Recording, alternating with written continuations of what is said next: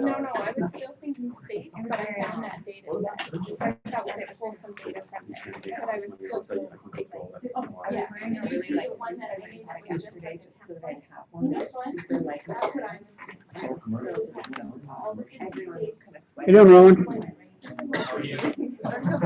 Commercial meeting, they're doing business. Private. Was that Who's compared to When I walked in, I was like, oh, Not your I seniors, was your wondering. small ones. So the same way you try to say The only thing we can Is rotation. Yeah. Yeah, I'm just not. That's what I was thinking, just to make it. And I'm like, right across the street from my house on that side. And then they. Yeah. I mean, But I just found that data set and then QRS program. 3 minutes. Oh my gosh. That's sweet. Yeah, they pay for that, so that's what, so she said that this company does all the traditions that are in the right, and then so that they don't get, I guess you can get dinged as well, if you don't do it right. Plus side and twist side. I mean, I understand. You know, And I got, now, obviously, because I'm working. That's what Hey, Sean.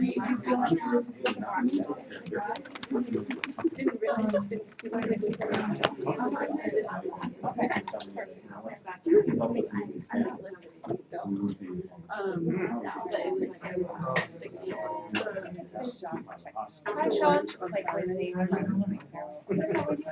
they were all over me. I almost cried. From our. A good time. That was fun.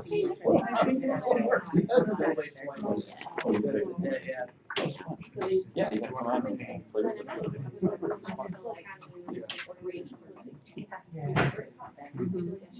We'll have to start calling our. Yeah.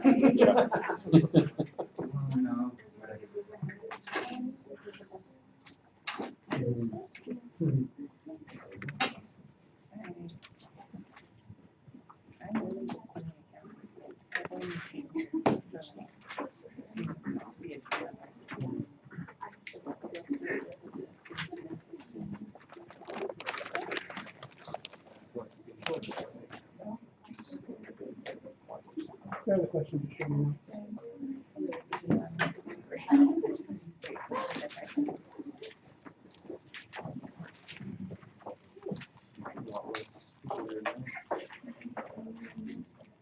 So I think.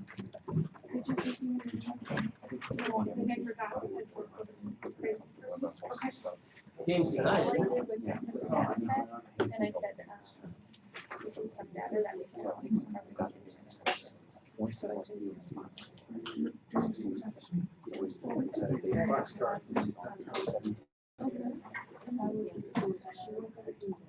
I agree.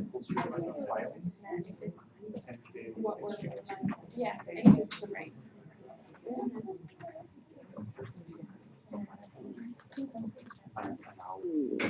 Okay, let's start off with any questions that I'm sure that we're gonna have on structures of a regression model.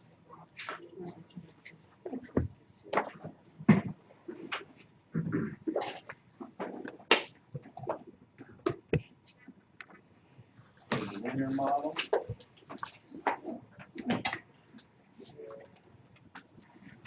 Semi-log model.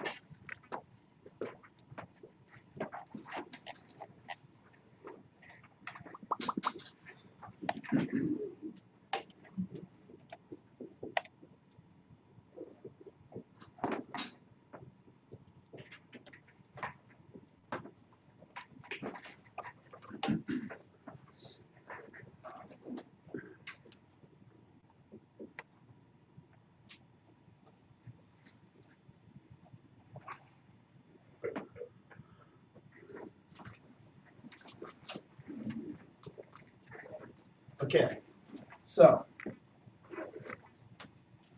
Any questions to start off with?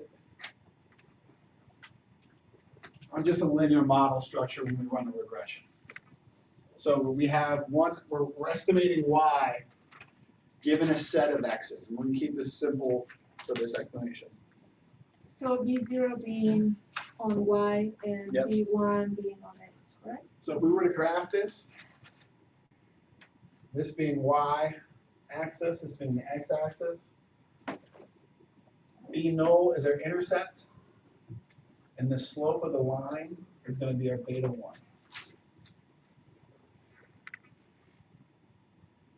So this is just the graphing that we kind of did before. And we talked about our linear relationships, our linear demand, our linear supply lines. We can estimate them in a linear model. So this is what we kind of introduced the first couple of weeks, and this is what we started with. Like, Are we- that was the house, no, the housing was, Housing we did hedonic. that was the Donic. Yeah, so it's our Linear initial was what? hedonic, a linear model. Was the meat a linear? Meat and, what was the other example? Yeah, let me see, I think I have it. Right here. Meat, what was the other data set you gave us? HH? Oh, yeah. No, so we got to meet, that's when we're gonna get into our log, Oh, that was log. the log models. Did we do it? Is that a multiplication? That's an asterisk of multiplication? Yeah, asterisk that's is what an I- X. Is it better as X? or No, asterisk? no, That's that's fine. That's fine, I just wanted to make sure. Yeah, asterisk, this is always gonna be multiplication. Oh, Whenever we do something like this, that means the number doesn't change. So that means it's a constant number. If I go X bar, that means I'm holding my X constant. I'm holding, in this case, X is always quantity, I'm holding my quantity constant. Because we're gonna get into some like a little bit math here in a little bit. I wanna make sure we're all on board with this aspect of it before we go through like one more quick explanation of what all this means. We're good for linear models. So all that graphing we did with demand and supply, that was graphing out what we call linear relationships. And so linear relationships are good if we want to estimate quantities, if we want to predict something, we want to predict the value. Linear relationships are good if we want to know on a level impact of what the change in X is going to force on the change in Y. We're going to use a linear model to estimate that. So some of our papers might use a linear model. And then when we want to estimate elasticities,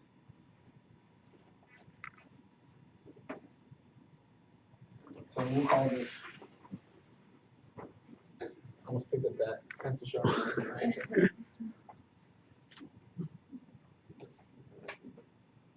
Level changes. And so when I say level changes, I mean changes in units. So if we want to know the impact that 1 year experience has on income on average in dollars, we would use a linear model. If we're interested in elasticities,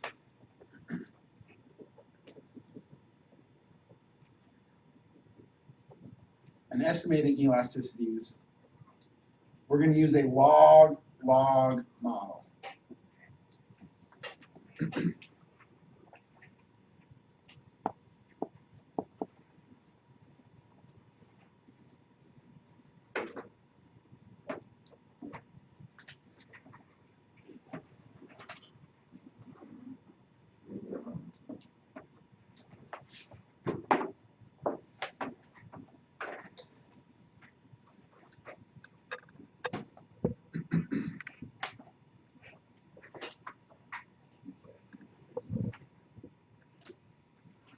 So log model is going to give us the mean our elasticities about the mean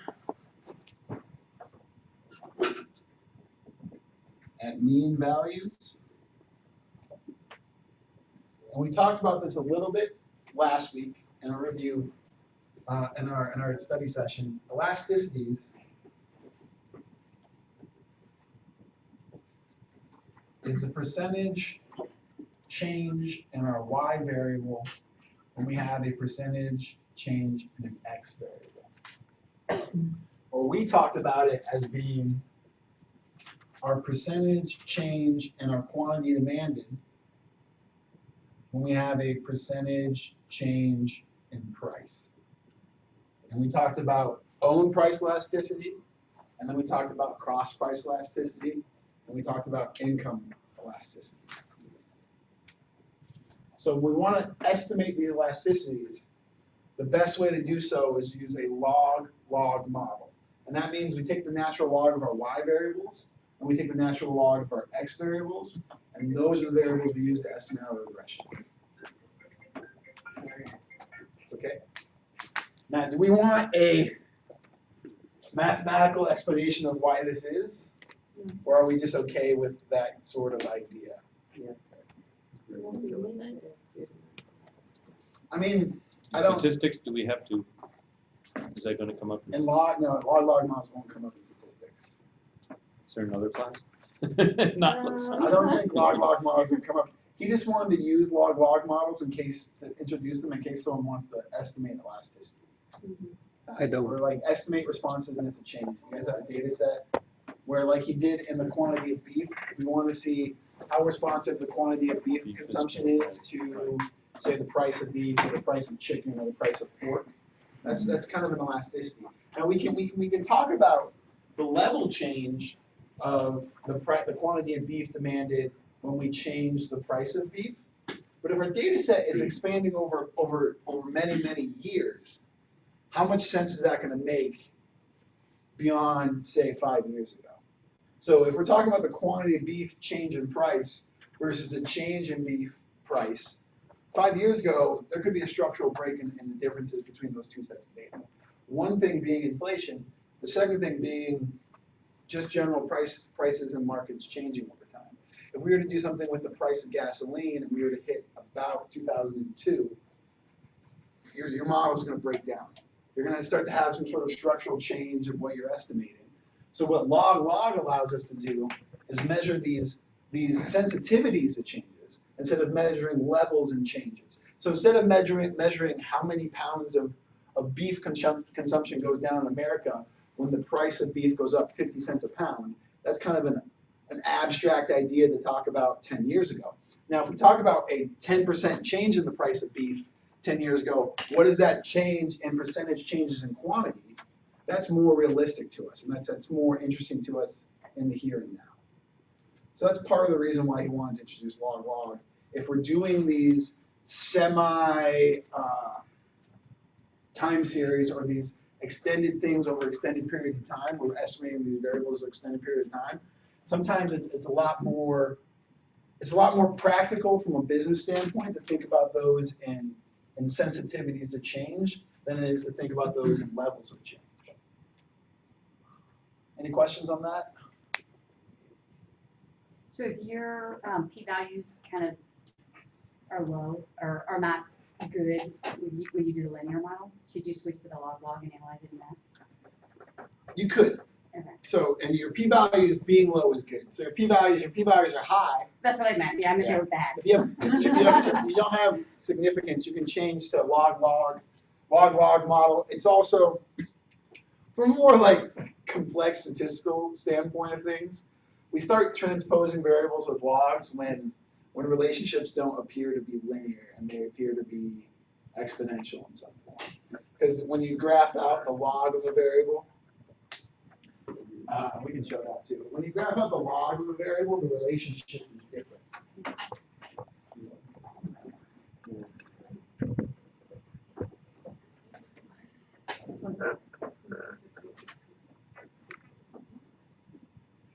So this is a graph of y is equal to ln x.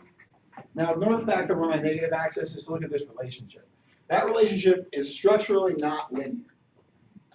So we could end up with a data set in doing some analysis in the real world where a linear relationship might look something like this. There, that's a pretty straight line, that's pretty linear. If we end up with a data set that is more, but it cuts off at a certain peak, and it looks like it's rising more at an exponential where it's look like the rate of change is different as it goes along the line, then maybe we should transpose this relationship from a linear relationship to a log relationship. That's part of the, that's a more statistically sound or statistically structured reason for switching to a log model. But also, if we want this elasticities or the sensitivity to change, which can help us if we're doing something that where level changes aren't as significant, or it's hard for us to interpret level changes, then log becomes what we want to do. Sometimes we're dealing in something like, once we start leaving things that are easy for us to conceptualize, we start talking about in the millions and the tons and the this and the that. Sometimes it's better to just talk about things in percentage change. It's easier to conceptualize. People can rationalize it better than saying something like, if this thing changes by 2 million tons or 2 tons. For us, it's 2 tons is what, 4,000 pounds? It seems like a lot. But if we're in an industry where that's not a lot, maybe that's only a 0.5% change, we're going to get kind of distracted. So we might want to change this log model. Any questions on log model? So just to summarize, so we need to see changes like what you demonstrated there when we do the graphs in order to switch to the No. log model, or If you're more interested in elasticities, okay, then that's you when we can. would do the log. Yeah. Okay. You can do log model. I'm just saying for one of the reasons why we would transpose something into a log is this relationship. There's a lot of things we can do to change a variable. If we know there's a relationship between 2 variables, but it's non-linear, it doesn't mean we don't want to capture that. We still want to capture that relationship. That relationship can be very important. But this is a way to capture a non-linear relationship, but it's also a way to measure things with elasticities.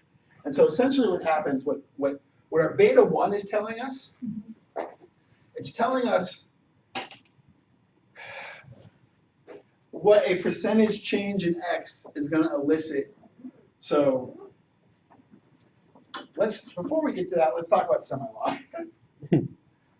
There's a very easy calculus reason I can explain this to you if we all understood and knew calculus. And it has to do with the derivative of natural log. But without that, we'll get there in a second. But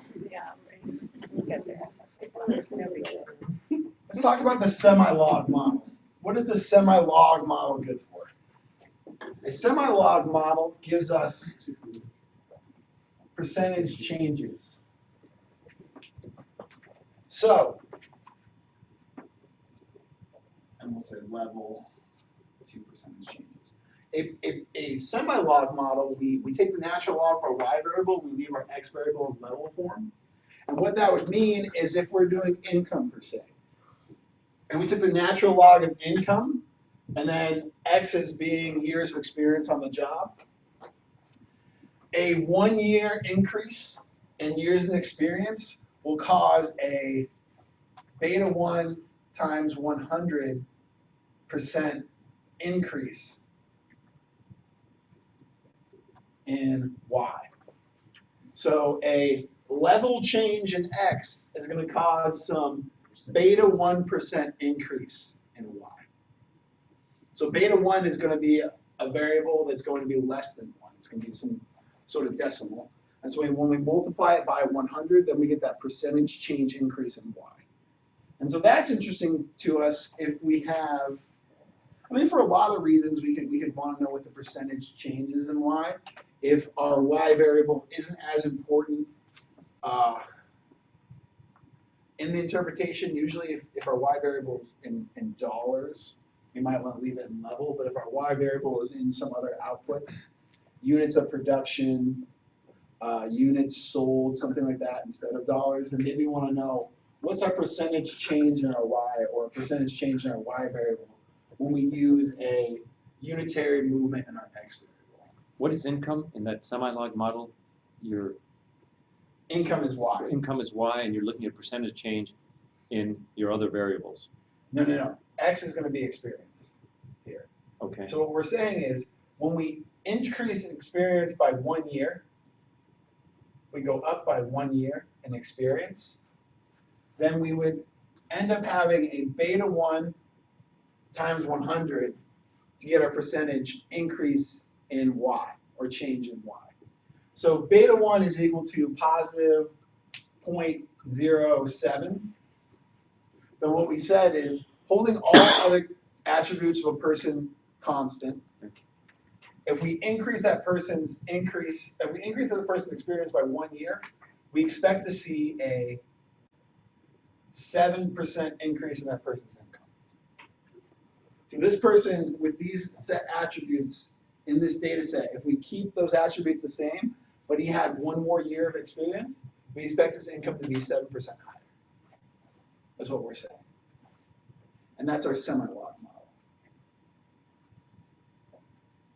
Sounds linear. Well, so basically one of the variables is a level or a unit, still have a unit Yeah. involved, like 1 year, 1 pound, and the other is a percent change. You're combining that. Whereas the level was. Yeah, we're kind of meeting these two models in the middle. Yeah, so you go level, percent change, and then percent change in the log. Yeah. Right, yeah. So it all deals with, since our x is in level form in our regression, we're dealing with level changes in x, and that responds to percent changes in y, by the way the derivative goes. Yeah. Since our x here is in a natural log, we're talking about percentage changes in x, and those percentage changes in x, those percentage changes in x are resulting in percentage changes in y.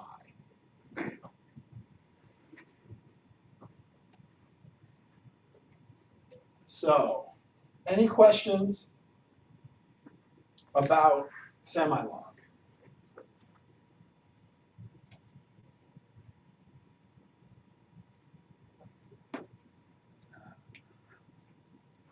How to explain why this is without calculus? Okay, so, yeah, that's the best way to think about it. Whenever something is in this natural log Percentage. thing, for you guys, we're talking about percentage changes. This is the best way to think about it. Whenever you're inside the natural log, we're talking about movements, and we're interpreting our coefficients in percentage changes. So this is percentage change here, and we're listing a percentage change in x, and we're saying what happens when we have a percentage change in x? What is the percentage change in y?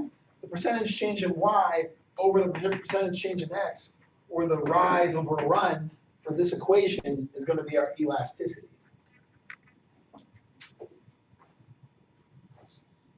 And as we talked about before, when we simplify this down to change in y over y divided by change in x over x, this is equivalent to the change in y over the change in x times y over x. No, x over y.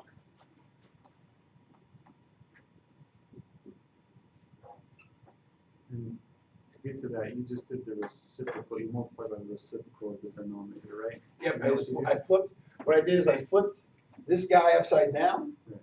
And so I did delta y over y times x over delta x. And then we just boom, boom. X is on top, delta y is on top, delta x is on top, y is on top. Okay, is that for elasticity? And this for elasticity.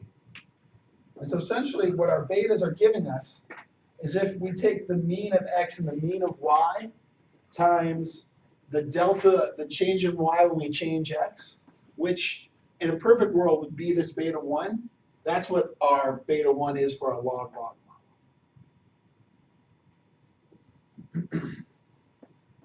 Questions on this?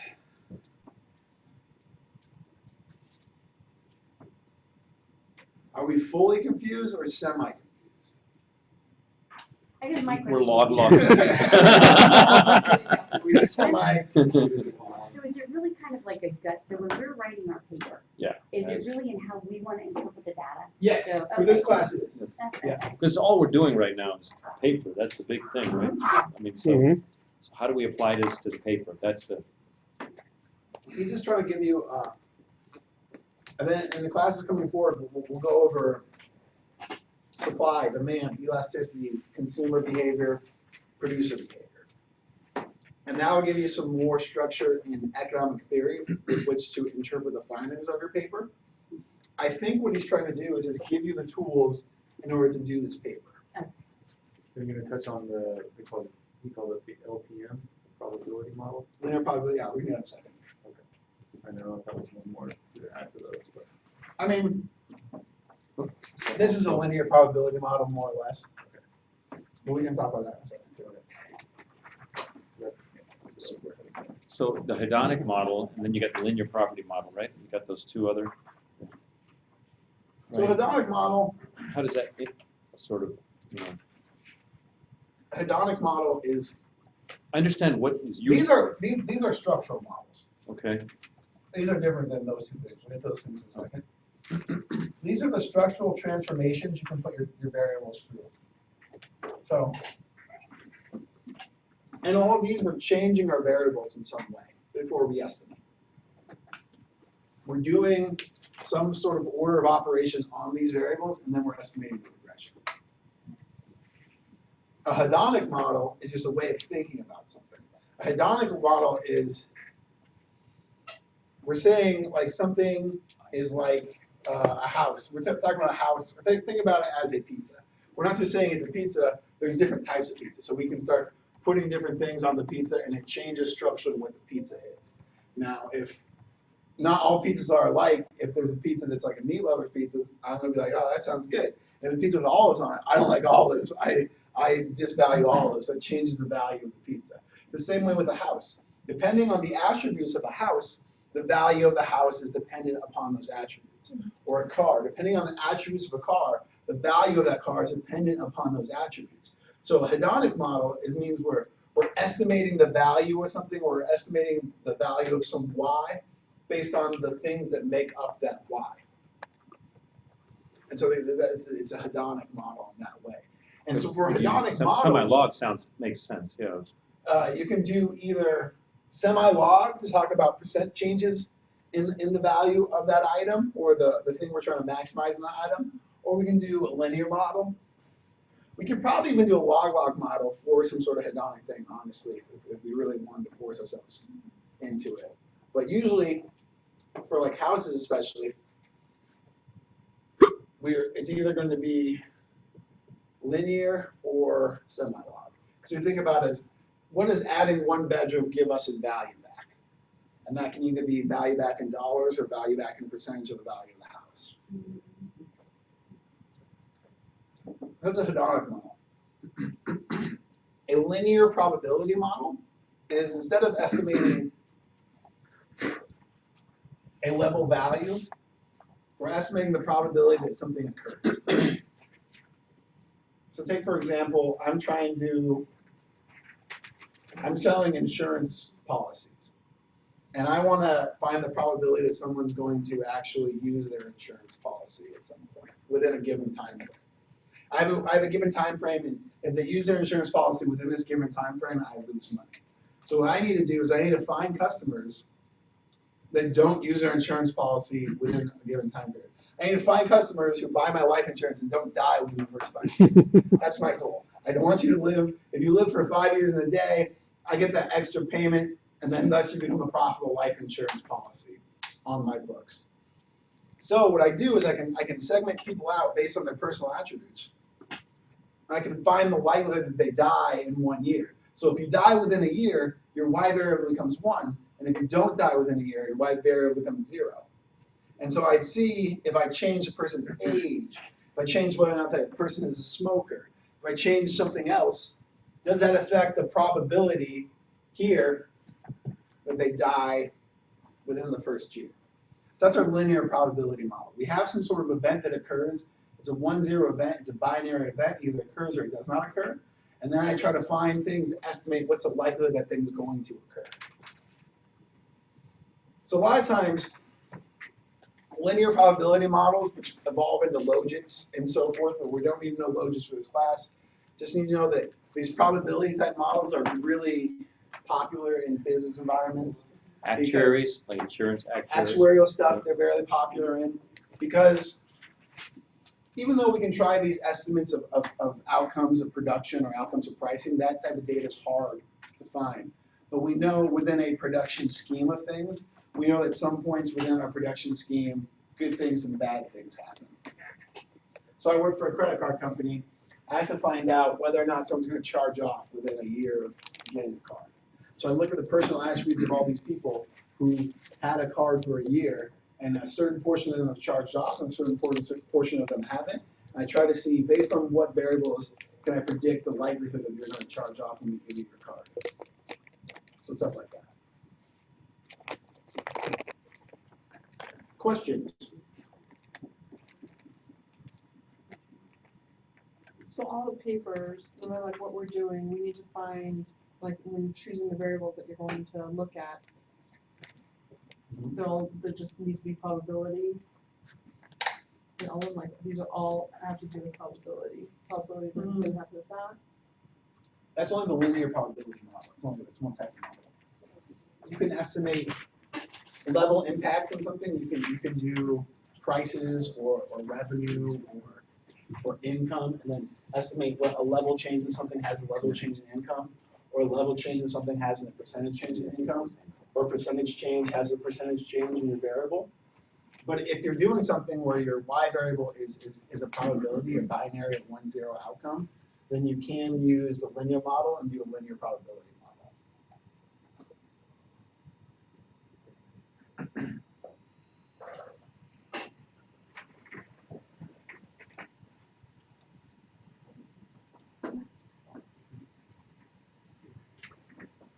Okay, questions on hedonic or linear probability?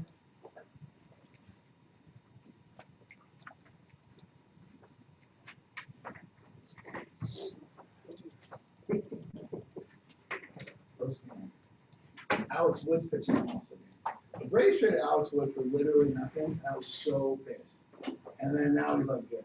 And I told them they were good, but they didn't listen to me. Because they didn't probably hear me when I was yelling at TV. Okay, interpreting coefficients. So let's do a quick review on p-values. If a p-value is high, is that good or bad? Bad. Bad. You want a p-value to be low. You want a p-value to be generally under 0.1 or 0.05 or 0.01. That, for right now, is all we have to know about p-values. That's all we're going to learn about p-values. We want them to be low. It's essentially what it's telling us is giving us a confidence level for whether or not we know that beta is different than 0. If I'm estimating the impact of experience on income, and my p-value is 0.01, then and my beta is positive, then I'm 99% sure that the experience has a positive impact on income. If my p-value is 0.25, then I'm only 75% sure that experience has a positive impact on income. And that 75% sure isn't enough to meet like an academic standard of saying something is true. So statistically, we want greater than 90% assurance or greater than 90% significance. So that's p-values. Let's talk about how to interpret these regression coefficients. So in level, if you change x, if we're talking about beta 1 in a level regression, if you increase x by 1, we'd expect y to change by beta 1. Y to go increase. So if it's a positive, if beta 1 is positive, we'd say this. If you increase x by 1, we'd expect y to increase by beta 1, holding all else equal.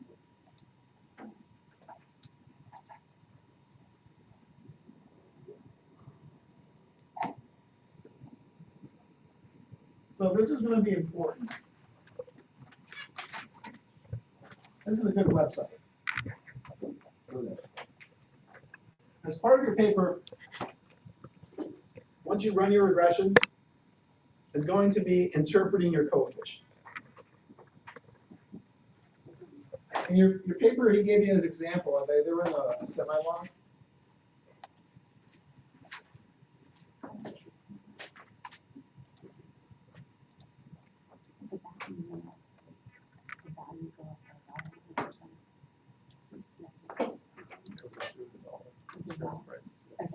then it was linear. So you're talking about the housing example? Yeah. Yeah, that was all based on, like, it was affecting sales price, so it wasn't percentage. Was it log sales price or?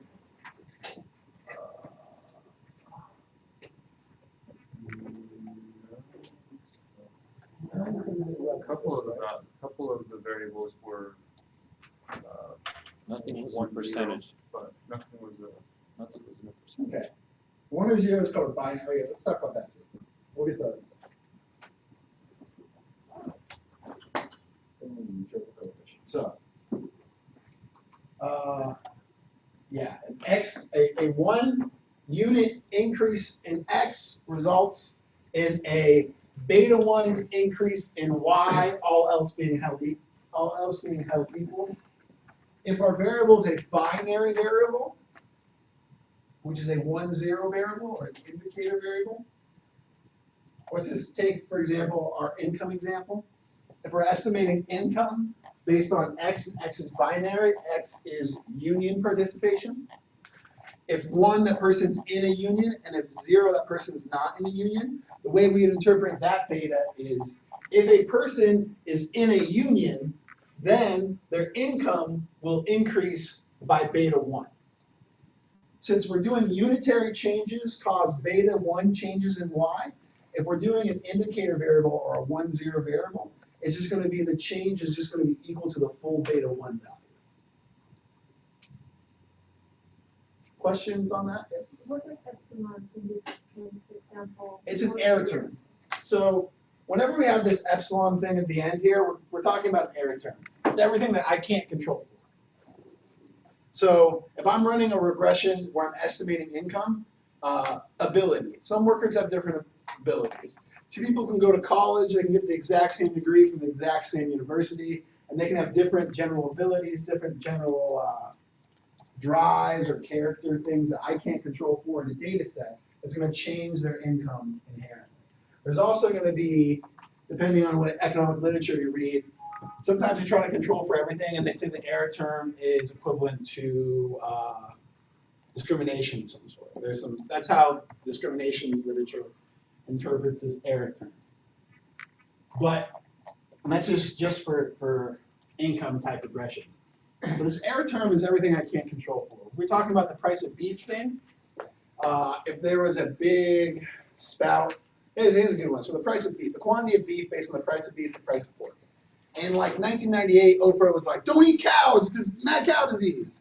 Because Oprah's a dick. And then everyone started eating beef. And then all the beef farmers in America like suffer horribly because Oprah doesn't understand science. And went on TV and was like spouting off about something she didn't understand. So that is something that's going to be caught up in the error term of Oprah being the cow farmers. So we can't control everything at all times. So yeah, so you're going to write your epsilon. You don't need to write your epsilon like. Technically, for what you're doing, your epsilon is going to be contained within your beta null. This is going to be absorbed within there. And that's why when we add new variables into a regression, our betas are going to change. Because now, before, if I run a regression that estimates income just based on years of experience, and then I add on years of education, what happened before was years of education was being captured in that error term. I wasn't controlling for it. So I added another variable, that's going to change my impact of all my variables. So that's why we want to control, if we're in a spot where we have a bunch of variables that are all significant or could be significant, and we can get access to them, we want to use them as much as possible.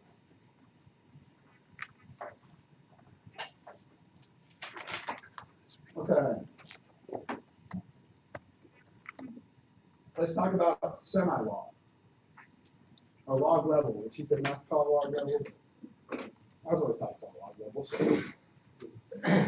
the way we're going to interpret these coefficients is, remember, we're still dealing in units for x. X is not surrounded by a natural log, but y is surrounded by a natural log. So we're talking about unitary changes in x and percent changes in y. So if we increase x by 1 unit, we would expect our y variable to change, to increase by 100 times beta 1%. And I'm saying increase for now, but you can do increase or decrease. So let's just, I mean, this is good because it gives you a neutral kind of stance. If your y variable, if your beta variable is positive, then an increase is going to elicit an increase. If your beta variable is negative, then an increase in x is going to elicit a decrease in y. So a change in x, if we increase x and beta is positive, we're going to have an increase in y. If we increase x and beta is negative, we're going to have a decrease in y. That's the nature of the relationship. But the main thing to take away here is a unitary change in x, a 1 unit change in x, is going to cause a 100 times beta % change in y. So a percentage change in y. The reason why we're multiplying by 100 is because your beta is going to be less than 1 in some decimal. And some people have a hard time exchanging decimals to percentages unless you multiply by 100. But does everyone get the interpretation of a semi-log? Level change in x results in a % change in y.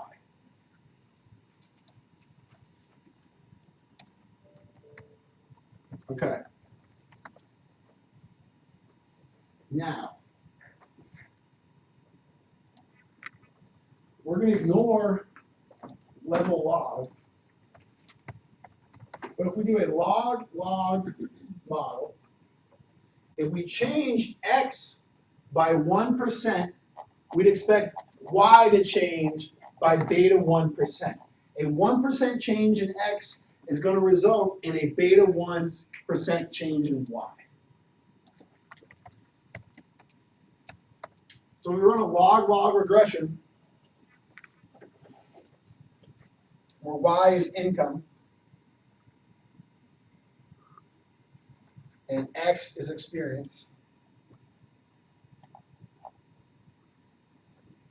A 1% change in experience is going to result in, and say our beta 1 is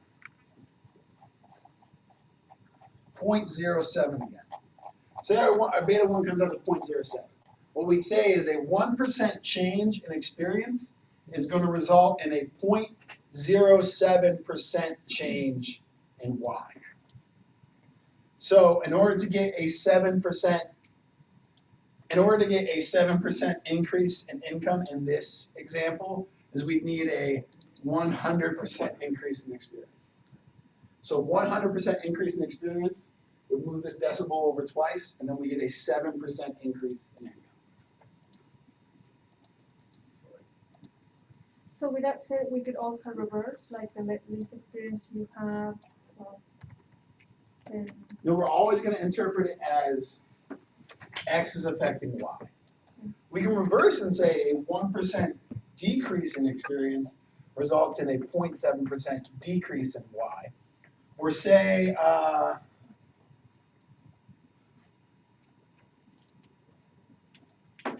trying to think of an attribute that would decrease your income. Let's say,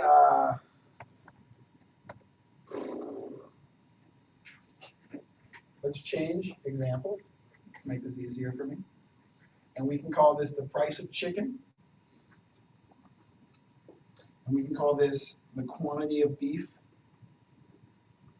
And they're both in natural logs.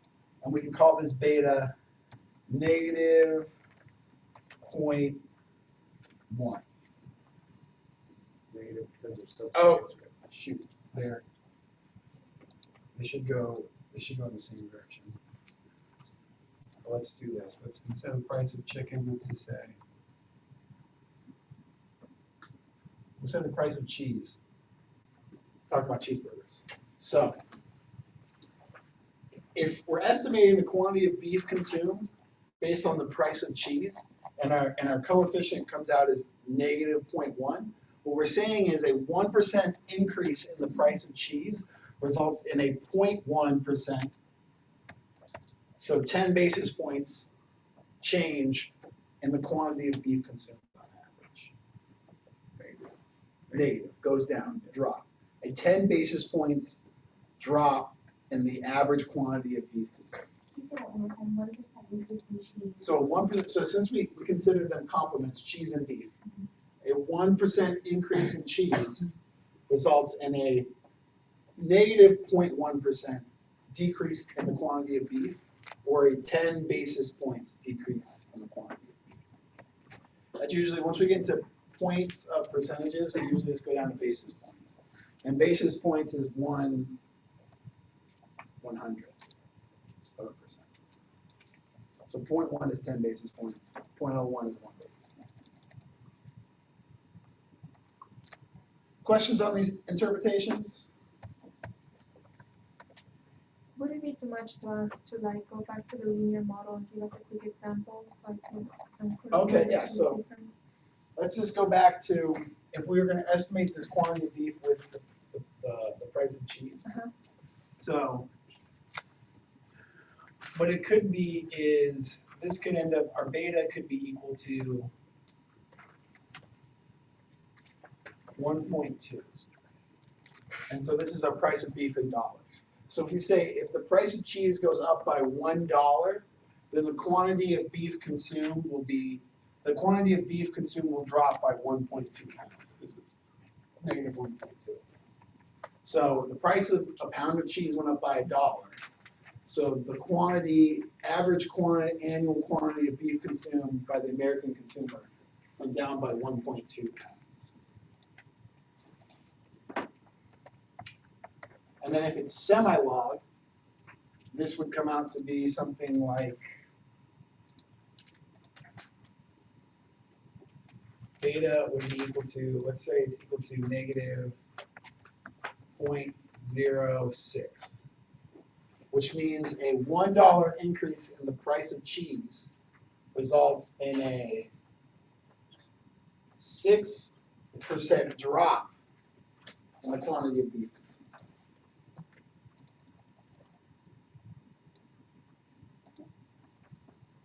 Questions on the interpretation, guys? And this is always a pretty quick Google search away if you get confused. But this is kind of, this will be an important part of expressing them that you kind of understand your model. So I said interpret log coefficients was the first one.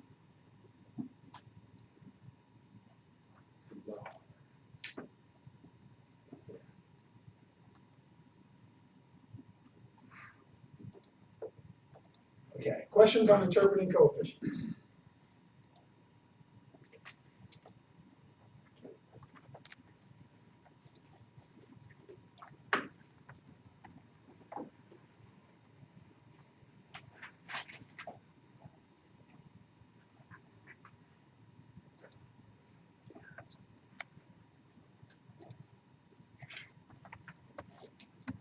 We good?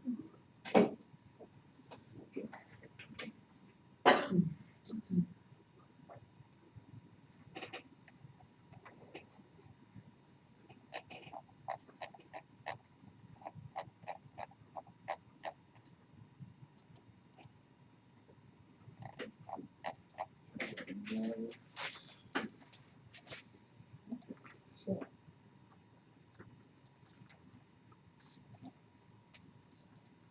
And remember, when we're doing log, mean elasticity is what we're generating the mean elasticity. So generating the elasticity about the mean of both x and y, which isn't so much important right now, but if you're doing a log in your paper and you want to talk about elasticities, just make sure you kind of mention that it's at the values of the means.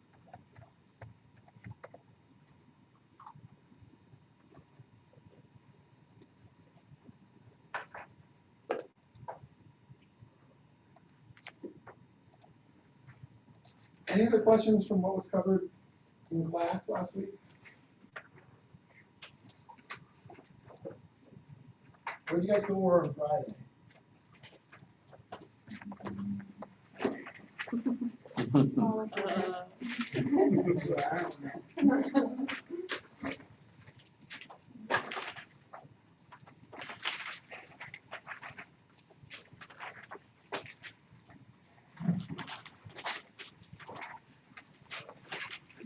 What's the That big long formula.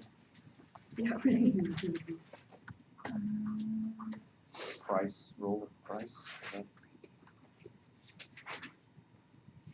We're going consumer over behavior? market forces, demand and supply, demand curve. Oh, you went over stuff? Yes. Those are That's you good. taught us, yeah. I was really worried that you just did nothing on Friday, you go to that more. Well, we did something that we haven't done with you, which is when you have the function of the quantity demand, that he mentioned the P with the in opposite P hat, and then ambiguous, price of Y, and what was it, income?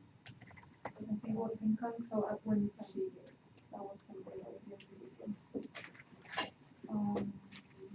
And prices in business?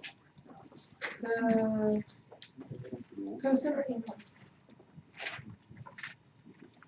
Then shift from the demand curve, supply curve. You covered what you taught us. Yeah, we talked about Yeah. surplus and shortage. We talked about the levels of indifference curves. Oh, you did consumer behavior? Level Yeah. of satisfaction. So we Did you went, do elasticity yes. on Saturday or Friday or Saturday? Because we semi-reviewed elasticity when I was there. I think we did it like the first class, didn't we?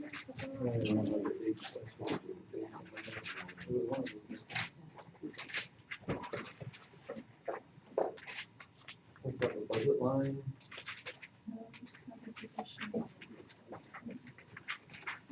Yes, we reviewed supply and demand curves, market equilibrium, Twitter shifters, went over the surplus, Yeah, the, shortage. yeah, exactly. Consumer preferences, indifference curve, Budget line Budget having to be constraints. tangent with the indifference Yeah. curve.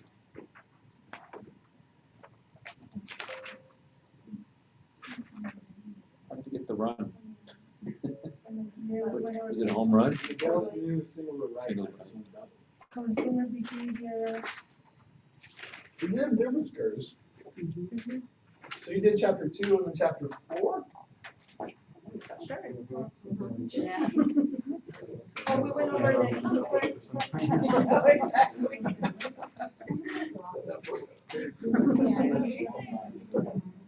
We presented for basic derivatives of natural logs. Oh, yeah. Were you there when we went over the level of satisfaction, indifference curve? Were you there? Okay, so that was Friday. And then we went over properties of indifference curves. Budget.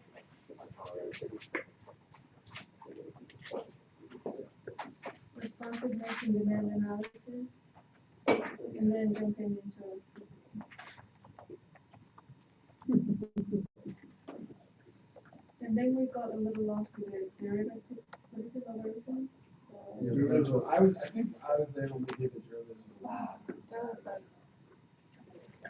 That was painful. To say the least, yeah. So we covered consumer behavior, which is not in this law. So it's good. We were just talking Yeah, about- and wait, so tell me just get this. It means nothing. Yeah, but it's good. Of course, not. It's like they To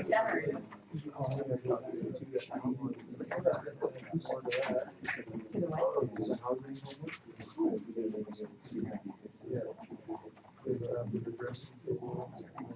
what? Okay, we'll go through some consumer behavior.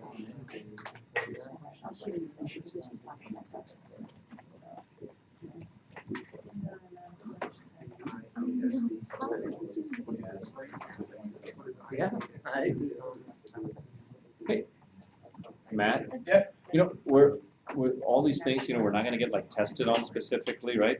So it's just how we can apply all these things to our paper, right? And so, you know, maybe it'd be helpful to, maybe some of us have our data, or some of us don't, or some of us still have our, in our idea form. And we can kind of just maybe group or together, discuss it with you, and then maybe with our data or our ideas and You see wanna do what that for we the think. rest of the class period, just today? We can do Yeah. that, give us another What day, do you so. think? Everyone get in your groups and then Yeah, kind of just- discuss, and then I'll come We by. go over all this. That's the best question. Yeah, because I really wasn't ready, I'm gonna be honest with you, I did not know you did consumer behavior. I'm like, I can review it now, but I No, no, I usually mean, prep a little bit before I do this stuff, so I'm not like off. I think- Yeah, well, you're surrounded by a bunch of men. I'll help you with your. Oh, you're so sweet. Yeah, we run some. I'm going to, Lisa, sit here.